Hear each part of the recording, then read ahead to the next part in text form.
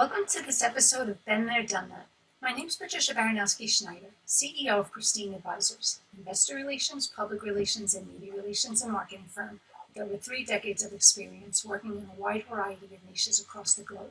Today we're going to talk about digital marketing. Everyone has gone digital nowadays. Most of the tasks that you could do offline and on foot can now be accomplished through the wonderful world of the web. Marketing is just such a task. Now, what is marketing anyway? Marketing refers to a set of activities that are accomplished to communicate the value of a product or service to possible consumers. According to Investopedia, the process involves 4 Ps: product or service, place, your allocation or target, your price, and promotion. The process of marketing can now be done online. Some of you have obviously or knowingly have encountered some of its involved process: SEO, writing blogs, viral videos, informative emails, and affiliate marketing. Yes, these are just some of the concepts involved in the broad spectrum that's now called digital marketing. So now, before we explore strategies and practical concepts, we need to dissect digital marketing's definition first. For those who are already adept at traditional marketing, digital marketing is simply a means of achieving marketing objectives, but with the use of digital means. So what is digital marketing?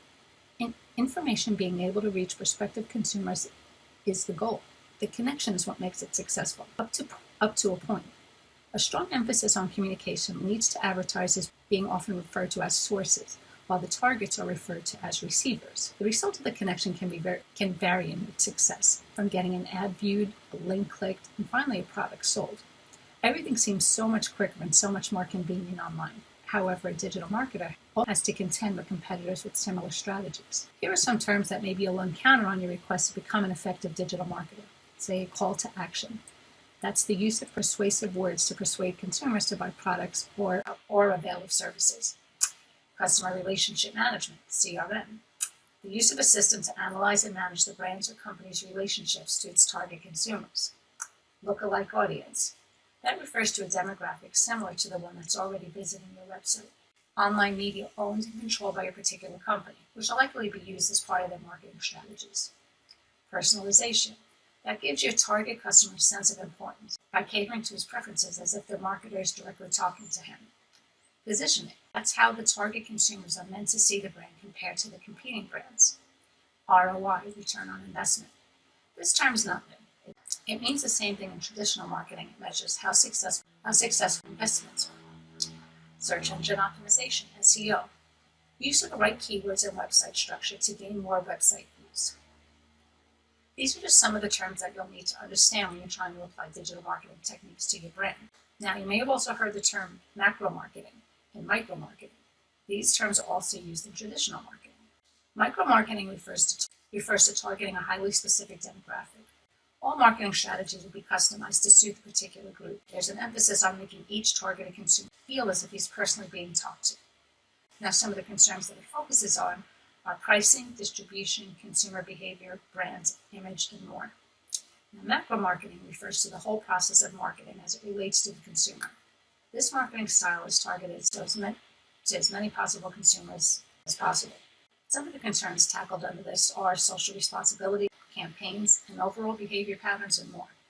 So which of the 2 marketing styles did you use on the internet? Well, you have to use both in varying degrees. A lot of the marketing strategies that you read about, they pretty much focus on micro-marketing. Internet users prefer being treated as individuals and not as anonymous clients, which you can easily treat them as due to their position behind the computer screen. Now, what are some of the aspects of marketing that can be boosted with the use of digital marketing?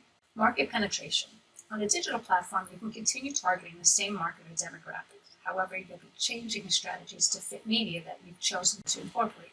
So products that you were already selling online can also be sold to existing markets, albeit online.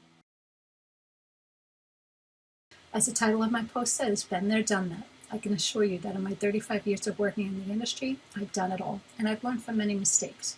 I've learned so much, and I can help you do what works best to get your story in front of the audience that matters most to you. Contact me to learn more about my story.